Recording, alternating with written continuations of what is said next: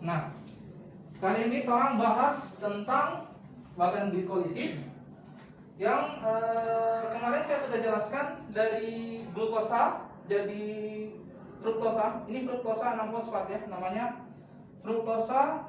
Ini fruktosa 1,6 bifosfat. Nah, kemarin sudah sampai sini kan? Nanti kita bagi dua dia. Kita bagi dua. Dari glukosa jadi glukosa 6-fosfat itu reaksi apa? Fosforilasi ya.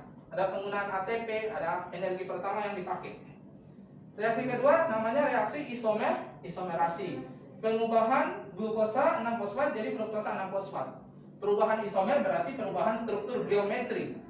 Yang awalnya glukosa heksa jadi fruktosa bentuknya penta. Tapi dua-duanya rumus kimianya masih sama. Glukosa masih C6H12O6. Fruktosa sama juga C6H12O6. Secara rumus kimia antara glukosa dengan fruktosa sama. Tapi bentuk geometri dari kedua molekul ini berbeda. Ya, bentuk geometri berarti bentuk struktur molekulnya ya. Tapi rumus kimianya masih sama. Jumlah atom yang menyusunnya juga masih sama. Nah, ini namanya isomer. Ya, terjadi reaksi isomerasi. Perubahan isomer glukosa menjadi isomer fruktosa. Kenapa 6-fosfat? Karena karbon nomor 6 mengikat fosfat. Fruktosa 6-fosfat nanti dirubah menjadi nama. Ini kan tidak fruktosa kan bentuknya penta kan? Ya. 5 sudut. 1 2 3 4 5. Tapi jumlah karbonnya tetap sama. 1 2 3 4 1 2 3 4 5 6 tetap 6. Sama dengan glukosa juga. Nah, fruktosa 1,6 bifosfat awalnya kan fosfatnya cuman 1 terikat di karbon nomor 6. Sekarang sudah ada tambah 1 kan? Awalnya ini ada ATP, dipecah satu fosfatnya diambil, diikatkan pada karbon nomor 1. Ini kan sudah ada di karbon nomor 6 ada fosfat toh? Nah, 1,6 fosfat itu menunjukkan atom karbon di mana gugus fosfat berikatan. Kemarin ditulis dari struktur kimia ini toh? Nah, jadi artinya sudah berapa fosfat yang diikat? Sudah 2 kan? 2 gugus fosfat. Energi ATP yang digunakan sudah berapa? Sudah 2. ATP kan? ATP itu adenosin 3 fosfat. Berarti ada 3 ADP fosfat toh? Ya. Kalau dipecah jadi ADP. Berarti 2 fosfat. Satu fosfatnya kemana? Kalau misalnya di sini satu fosfatnya awalnya glukosa tidak ada fosfat kan? Ya. Nah, satu fosfatnya dipecah, diikatkan ke di sini ke glukosa di karbon nomor 6. Ini juga sama, awalnya fosfatnya cuma 1, cuma di karbon nomor 6. Ada ATP, dipecah ATP dari ATP dirubah jadi ADP. ADP itu 2 fosfat atau difosfat. Kalau sudah dipecah dia punya ATP jadi ADP tambah ini fosfat. Fosfat 1 ini nanti diikatkan pada karbon nomor 1. Nah, bagaimana ADP bentuk kayak gini? Ini karbon nomor 6, ini karbon nomor 1 kan? Ya. Karbon nomor 1, karbon nomor 2, karbon nomor 3, karbon nomor 4, karbon nomor 5, karbon nomor 6. Makanya disebut fruktosa 1,6 bifosfat. Artinya fosfatnya berikatan pada karbon nomor 1 dan karbon nomor 6. Nama molekulnya ini adalah fruktosa. Karena fosfat yang diikat dan jumlah fosfat ada 2, maka disebut bifosfat. Nah, bisa disebut D atau B ya. D atau B. Terserah. Paham sampai sini? Ya. Enzim-enzim yang bekerja kemarin saya sudah catat. Misalnya ini, glukosa jadi glukosa 6-fosfat, enzim yang bekerja namanya heksokinase atau glukokinase. Glukosa 6-fosfat dirubah jadi fruktosa 6-fosfat. Ingat, enzim selalu merujuk ke nama substratnya. Berarti glukokinase. Bukan isomer kan? Reaksi isomer. Apa? Glukosa 6-fosfat isomer. Iya, kan reaksi isomerase. Berarti enzimnya bekerja namanya enzim reaksinya adalah reaksi isomerasi. Maka enzim yang bekerja namanya enzim isomerase. Tambah ase saja. Baru sebut dia nama substrat. Kalau ini Dari fruktosa 6 fosfat dirubah jadi fruktosa 1,6 bifosfat, sebut dia nama substrat. Misalnya namanya bisa kita balik. Fosfat dulu yang disebut, baru fruktosa bisa. Fosfo atau fosfofruktosa kinase. Di sini ada enzim kinase karena melibatkan ATP. Di sini juga ada enzim kinase karena melibatkan ATP. Makanya disebut fruktosa 6 fosfat kinase atau fosfofruktosa kinase. Berubah jadi fruktosa 1,6 bifosfat. Fruktosa 1,6 bifosfat ini nanti dipecah jadi dua. Yang pertama dirubah jadi dihidroksiaseton fosfat, yang kedua dirubah jadi gliseraldehid 3 fosfat. Jumlah atomnya berapa? Atom 1, atom 2, atom 3, atom 1, atom 2, atom 3. Ya. Ini kan 6 fosfat kan? Fruktosa 6 fosfat. Ini fruktosa ini kan struktur molekulnya terdiri dari 6 karbon. Dipecah jadi 2. Dipecah jadi 2 molekul. Dipecah jadi 2 molekul, otomatis satu molekul terdiri atas 3 karbon. Ya. Molekul pertama namanya dihidroksiaseton fosfat, molekul kedua namanya gliseraldehid 3 fosfat. Ini sama, secara rumus kimia dorang dua sama, tapi berbeda isomernya berbeda. Kayak glukosa dengan fruktosa. Rumus kimianya sama, tapi struktur geometrinya atau struktur isomernya berbeda. Dihidroksiaseton fosfat berbeda isomer dengan gliseraldehid 3 fosfat. Jadi dua ini dari mana? Hasil pemecahan dari fruktosa 1,6 bifosfat. Nah. Coba lihat, ini cuma ada 1 fosfat, ini cuma ada 1 fosfat. Karena ini kan ada 2 fosfat. Nah, otomatis kalau dibelah 2, masing-masing dapat sumbangan 1 fosfat. Nah. Sampai di sini dihidroksiaseton fosfat dan gliseraldehid 3 fosfat ini akan dilanjutkan sehingga menghasilkan asam pirufat. Tapi di sini ada perubahan isomer. Artinya terjadi reaksi isomerasi. Apa yang dirubah? Dihidroksiaseton fosfat dirubah isomernya berubah menjadi gliseraldehid 3 fosfat. Ya. Jadi dihidroksiaseton fosfat ini dia tidak dilanjutkan untuk membentuk asam pirufat, tapi dia harus dirubah dulu menjadi gliseraldehid 3 fosfat. Ya. Agar dia dirubah menjadi gliseraldehid 3 fosfat, maka pakai enzim apa? Karena tadi kan reaksi isomerase, otomatis pakai isomerasi. Iya. Karena reaksi isomerasi pakai enzim isomerasi. Itu triosa fosfat maksudnya apa?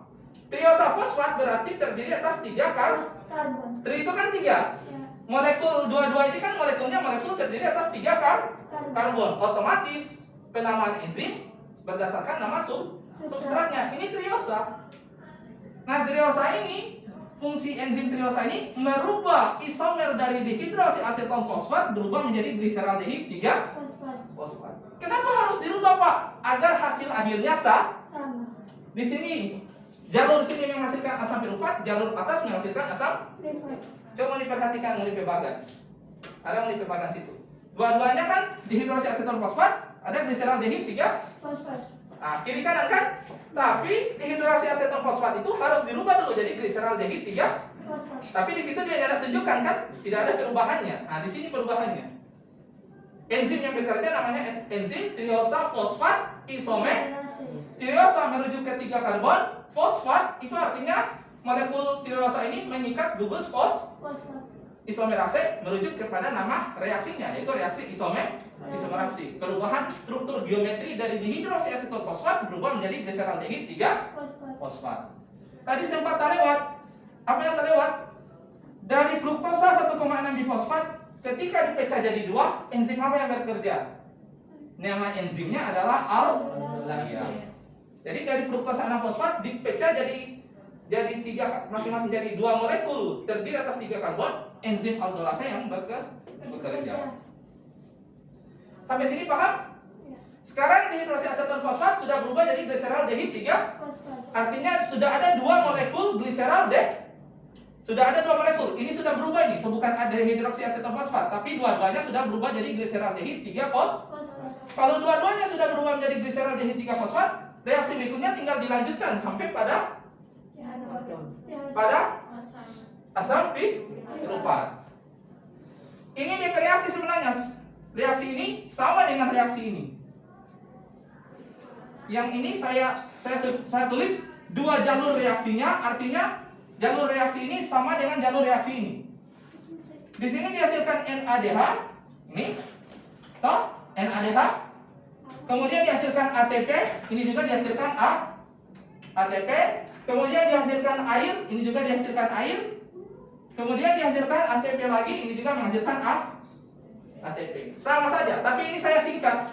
Nggak perlu saya tulis dua-duanya karena antara reaksi atas dan jalur reaksi atas dan jalur reaksi bawah sama. Jadi ini perwakilannya saja yang merujuk pada reaksi di atas. Jadi reaksi di atas ini mirip struktur perubahan reaksinya dengan yang bawah ini. Reaksi ini lurus sebenarnya ya, lurus. Cuma papannya nggak cukup, jadi saya tulis yang itu. Ya, segitu jalur reaksinya ya. Oke. Yang bulat-bulat ini enzim. Enzim yang bekerja ya. Ini juga enzim. Bulat-bulat, pokoknya kalau saya kasih bulat begitu itu enzim itu. Kalau ini arah panah ini itu merujuk kepada perubahan molekul ya. Reaksinya, jalur reaksinya. Sekarang di sini sudah jadi gliseraldehid 3-fosfat, di sini juga sudah jadi gliseraldehid 3-fosfat. Kita lanjutkan reaksinya. Reaksinya bagaimana? Dari gliseraldehid 3-fosfat akan dirubah menjadi apa ini? Namanya? Asam 1,3. Jadi asam 1,3 difosfoglycerol. Awalnya gliseraldehid cuma punya satu fosfat. Ini kan fosfat sebenarnya. Kan? P ini fosfat, dia mengikat fosfat. Kira-kira letak tambah di mana? Namanya asam 1,3 difosfoglycerat. Berarti jadi dari satu fosfat yang dia ikat menjadi berapa fosfat? Jadi 2. Karbon 1, karbon 2, karbon 3. Sekarang gliseraldehid 3-fosfat punya satu fosfat yang terikat pada karbon nomor 3. Sekarang akan ketambahan satu fosfat ini. Ini asam fosfat namanya. Dia bebas di dalam sel. Nanti fosfat yang bebas di dalam sel ini akan ditambahkan ke karbon nomor 2. Nah, karena ditambahkan pada karbon nomor 1, dia berubah jadi apa? Asam 1,3 difosfoglycerol. Coba lihat, awalnya ini tidak ada fosfat kan di atas, setelah dia berubah sudah ada fosfat di sini. Ini fosfat ini asalnya dari mana? Dari sini, kemudian ditambahkan di sini. Hasilnya ini namanya asam 1,3 difosfoglycerol. Awalnya hanya gliseraldehid 3-fosfat. Ya. Paham sampai situ? Ya. Perubahan pertama disumbangkan, ada reaksi penambahan fosfat, kemudian ada namanya NAD, belum jadi NADH, jadi masih NAD plus. Apa NAD plus ini? Namanya nikotinamida adenin dinukleotida. Plus ini artinya dia dalam keadaan teroksidasi. Nanti kalau tertambah hidrogen dia tereduksi. Nanti akan tertambah hidrogen kan? Plus ini artinya kemungkinan masih bisa tertambah. Dia nanti akan disumbangkan hidrogen. Pertanyaan saya, hidrogen yang ditambahkan dari mana? Ya, lihat DP molekul ini, pembanding. Hidrogen yang ditambahkan dari mana? Untuk NAD plus nanti ditambahkan hidrogennya dari? Iya. Hidrogen ini nanti ditambah ke NAD plus, menghasilkan NAD, nikotinamida adenin dinukleotida hidrogen. Dalam keadaan apa? Keadaan tereduksi. Kalau ini nanti dalam keadaan teroksidasi. Jadi kalau NADH dirubah jadi NAD plus tambah H plus misalnya, ini nanti reaksinya reaksi oksidasi. Kenapa? Karena hidrogennya dilepaskan. Nanti kalau balik, reaksi balik begitu, dibalik NAD plus ditambah hidrogen jadi NADH, ini dalam keadaan tereduksi. NADH ini nanti yang akan masuk ke jalur transfer elektron. Untuk di apa? Dioksidasi, dirubah lagi jadi NAD+. Ketika dioksidasi, nanti hasilnya menjadi ATP. Jadi satu NADH akan menghasilkan 3 ATP. 3 ATP itu nanti dibentuk di transfer elektron. Tapi jangan dulu kita nanti bicarakan transfer elektron, kita selesaikan dulu ini sampai di asam sulfat. Sampai sini paham? Tahu NAD+ datang dari mana sampai jadi NADH? Sudah tahu kan? Reaksinya? Sudah tahu bagaimana penambahan fosfat? Fosfat yang ada di karbon nomor 1 datang dari mana? Sudah tahu kan? Ya. Ini karbon 1, karbon 2, karbon 3. Makanya disebut asam 1,3 difosfoglycerat karena ada 2 fosfat yang dia ikat di karbon 1 dan karbon 3. Ini merujuk ke nomor karbonnya. Sampai sini paham? Oke. Sekarang kita lanjutkan. Sudah ada yang simpan pertama, namanya nikotinamida adenin dinukleotida hidrogen. Reaksi di atas juga sama. Dirubah dari gliseraldehid 3 fosfat dirubah jadi asam 1,3 difosfoglycerat. Hasilnya di atas juga sama, jadi NADH. Jadi sudah berapa NADH yang dihasilkan? Sudah 2. Karena ada 2 bagan ke bawah kan? Itu 2 jalur yang ke bawah. Coba lihat, benar dihasilkan NADH di bagan? Ya. Kemudian asam 1,3 difosfoglycerat akan dirubah. Saya lupa. Ini namanya reaksi reversibel. Kalau ada 2 panah bolak-balik namanya reaksi reversibel itu artinya apa? Si gliseraldehid 3 fosfat bisa berubah jadi asam 1,3 difosfoglycerat, begitu juga sebaliknya. Asam 1,3 difosfoglycerat bisa dirubah jadi gliseraldehid 3 fosfat. Ya. Nah, Pak Guru, ini enzim ini fungsinya apa? Gliseraldehid 3 fosfat dehidrogenase ini fungsinya apa? Gliseraldehid 3 fosfat dehidro. Dehidro apa itu artinya? D itu hilang. Hidrogen atom hidrogen. Tambah AC berarti fungsi dari enzim ini menghilangkan atom hidrogen. Atom hidrogen yang hilang pada gliseraldehid 3 fosfat mana? Atom yang mana? Ini kan? Atom hidrogen ini yang ditambahkan ke sehingga jadi NAD. You understand? Paham? Nah, simple sebenarnya kan? Tidak susah. Sekarang perhatikan, dari asam 1,3 difosfoglycerat akan dirubah menjadi asam 3 fosfoglycerat. Sekarang pertanyaan saya, awalnya fosfatnya ada berapa ini? Ada 2. Sekarang tinggal 3. Ada kemana DP fosfat 1? Kemana fosfat satunya? Lihat, di sini ada ATP. Berarti fosfatnya ditambahkan ke apa? ADP. ADP itu berapa? Adenosin 2 fosfat. Kalau satu fosfat ini dilepas dan dipasang ke sini, hasilnya apa? ATP. Paham? Ya. Energi pertama dibentuk di sini. Perubahan antara asam 1,3 difosfoglycerat berubah jadi asam 3 fosfoglycerat. Dari perubahan ini dihasilkan ATP. ADP ini apa sebenarnya? Yang tadi, nih reaksi ini. Ini kan bisa reaksi bolak-balik. ATP bisa dipecah menjadi ADP tambah fosfat, atau fosfat bisa dirangkaikan dengan ADP membentuk ATP. Reaksi fosfolirasi. Ingat, masih ingat? Kalau reaksi fosfolirasi itu biasanya enzim apa yang bekerja? Fosfoglyceril 3 fosfat.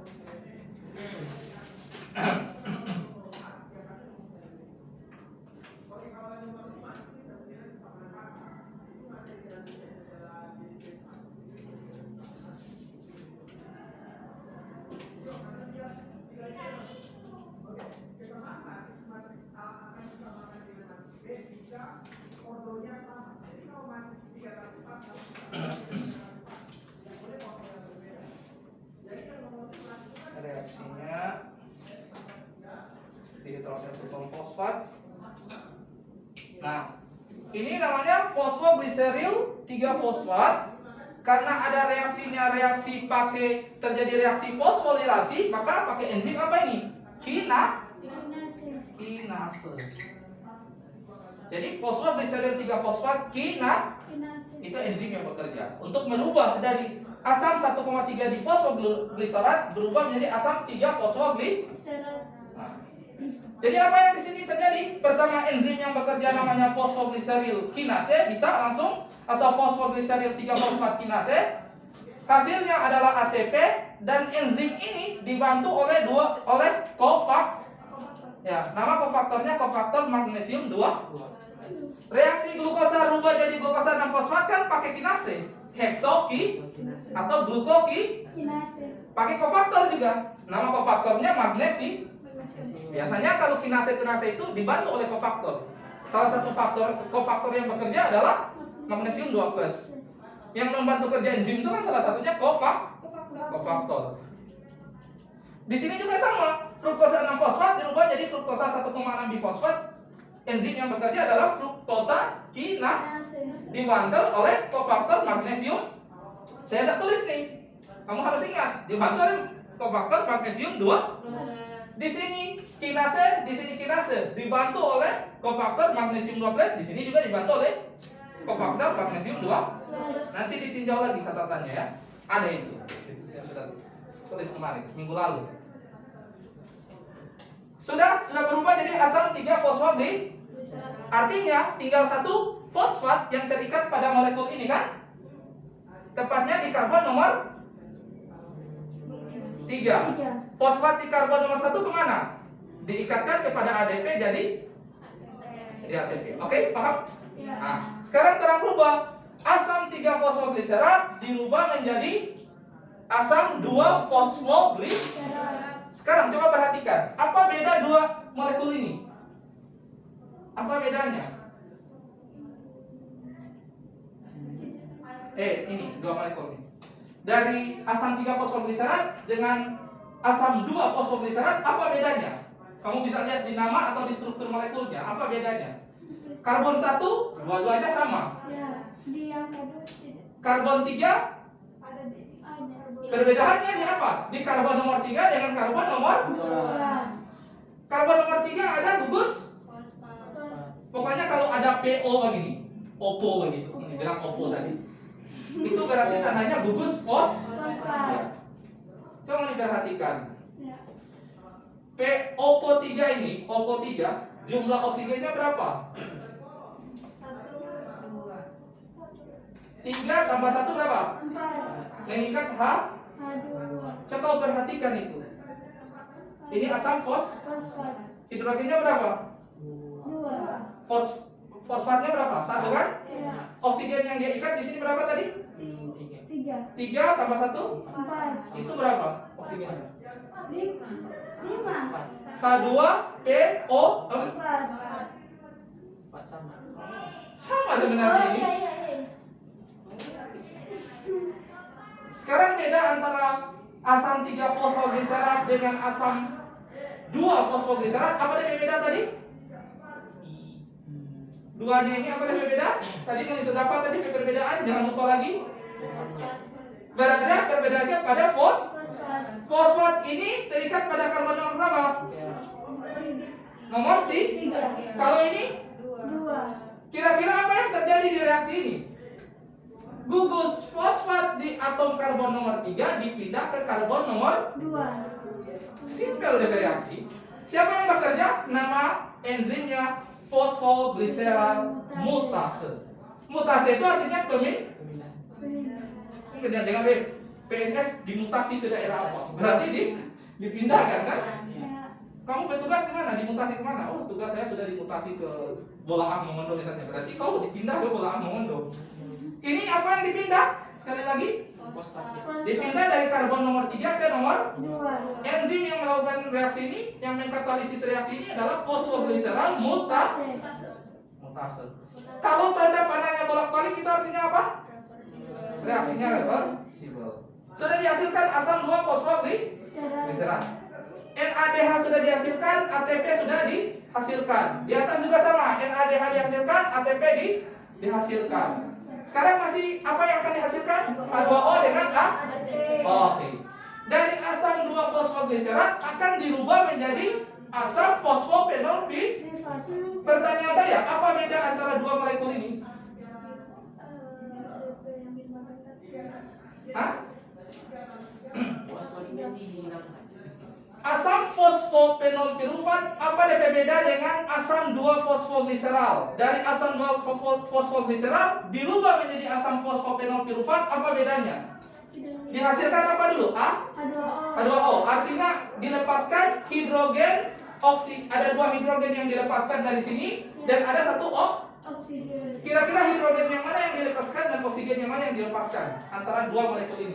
Dari molekul ini berubah jadi molekul itu.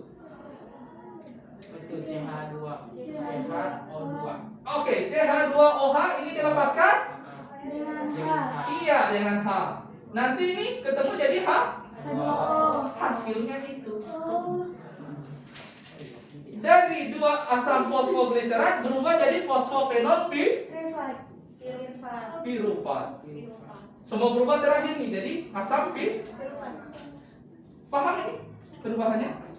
Reaksi yang membantu proses ini namanya enzim yang mengkatalisis reaksi ini nama enzimnya enzim dibantu oleh kofaktor magnesium 2+. Hasilnya adalah H2O. Sekarang dari fosfofenol pirufat akan dirubah jadi asam pirufat. Siapa kira-kira enzim yang bekerja? Kinase. Pokoknya kalau ada kinase sudah tahu kan dari ujung toh? Namanya substrat yang dia bekerja adalah ditambah kinase karena akan dihasilkan ADP ditambah fosfofenol pirufat ditambah dengan ADP. Ini 2 Fosfat. hasilnya akan menghasilkan Kira-kira kenapa dia bisa berubah jadi ATP? Karena gugus fosfat di karbon nomor 2 disumbangkan ke ADP. terjadi reaksi fosfolirase sehingga menghasilkan ADP. ini energi. Oke? Karena sudah dilepas dia punya fosfat, maka yang nama kata fosfo ini sudah tidak ada, jadi asam ini kan merujuk kepada fosfatnya. Toh? Fosfatnya sudah hilang, diikatkan kepada ADP berubah jadi ADP. dibantu oleh kofaktor K+, magnesium 2+, enzim yang mengkatalisisnya pirufat hasilnya ada asam asam pirufat terdiri atas berapa karbon? 3. Oke. Ini sudah tidak ada ya, dia punya PO dan dilepaskan, sorry. Jadi asam saya tanya berapa asam pirufat yang dihasilkan?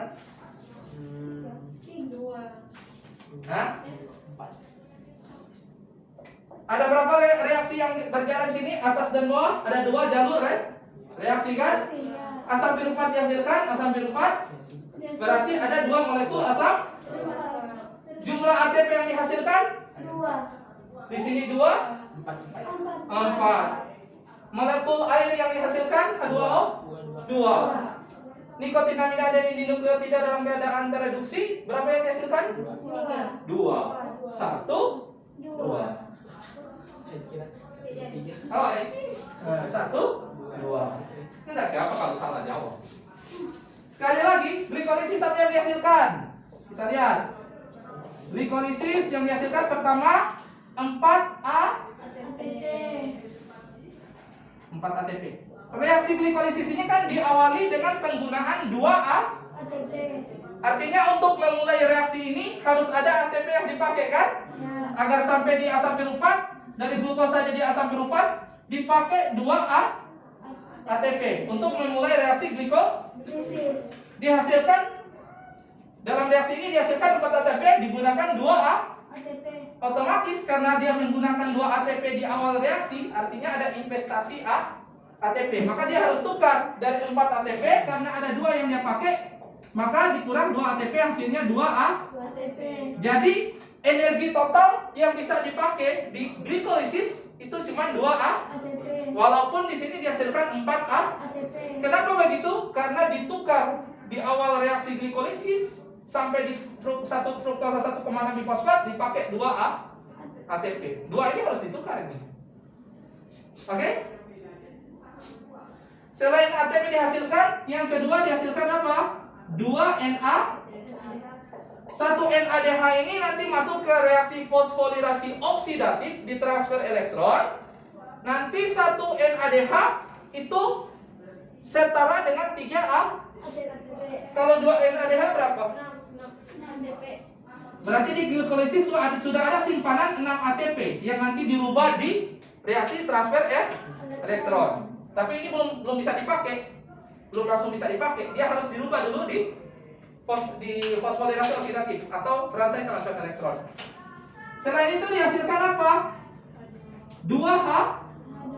2 itu artinya merujuk ke jumlah molekul yang dihasilkan. Yang keempat, 2 asam pirufat. 2 asam pirufat. Ini total yang dihasilkan dalam reaksi glikolisis.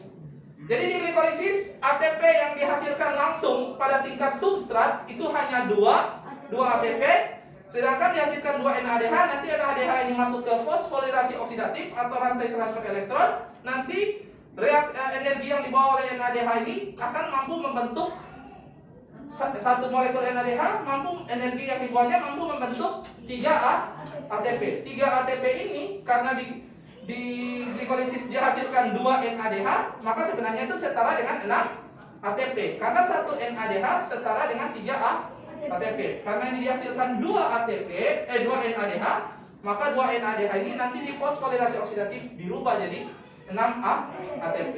Setelah itu dihasilkan air. Air kemana? Air sebagian dibuang ya dari tubuh. Bisa dia dibuang lewat, karena dia sisa metabolisme, dia dibuang lewat keringat, bisa dibuang lewat keringat, dia bisa dibuang lewat urin, atau dia dibuang lewat sistem pernafasan, ya. Kemudian 2 asam pirufat ini nanti akan masuk ke reaksi DO. Namanya dekarboksilasi terjadi di dalam mitokondria. Tepatnya di mana? Di matriks mitokondria. Ya, nanti di sini asam pirufat akan melanjutkan reaksinya. Reaksinya di mitokondria. Kalau tidak ada mitokondria, asam pirufat mau kemana? Asam pirufat kadang dirubah jadi asam laktat kalau pada tubuh kita, atau kalau pada bakteri atau jamur dirubah menjadi etanol atau alkohol. Oke, ini reaksinya. Silakan ditulis. Nanti kalau ada pertanyaan silakan ditanyakan ya.